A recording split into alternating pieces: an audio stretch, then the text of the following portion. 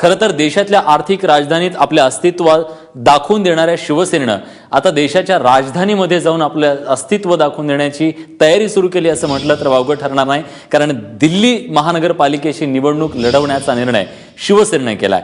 दिल्ली महानगरपालिकेसाठी शिवसेना तब्बल 150 उमेदवार आता उतरवणार आहे। भाजपचे नाराज नगरसेवक सेनेच्या संपर्कात आहेत असंही शिवसेनेकडून सांगण्यात आलंय।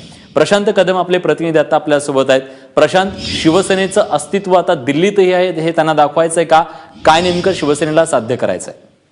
नक्कीच विलास, पुढच्या एप्रिल महिन्यामध्ये दिल्ली मधल्या 3 महानगरपालिकांसाठी निवडणुका होत आहेत, एमसीडी निवडणुका, आणि त्याच्यामध्ये शिवसेना अगदी जोमानं लढणार आहे। आज या सगळ्या प्रचाराचा शुभारंभ जो आहे तो खासदार चंद्रकांत खैरे आणि अनिल देसाई, जे दिल्लीचे प्रभारी आहेत चंद्रकांत खैरे, यांच्या उपस्थितीमध्ये झालेला आहे। आणि शिवसेना यावेळी 273 पैकी एकूण 150 जागांच्या वरती लढणार आहे। मुंबई तो हमारी है, अब दिल्ली की बारी है, अशा पद्धतीची घोषणा जी आहे ती यावेळी सगळे उपस्थित शिवसैनिक देत होते।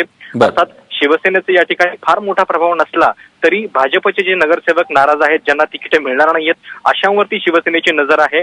त्यांना ते आपल्या संपर्कात असल्याचं चंद्रकांत खैरे यांनी आपल्याला सांगितलं देखील आहे।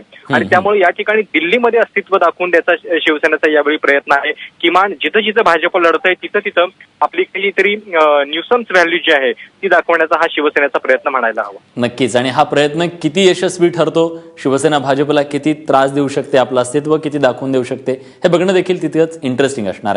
धन्यवाद तुम्ही दिलेल्या सगळ्या सविस्तर माहितीबद्दल।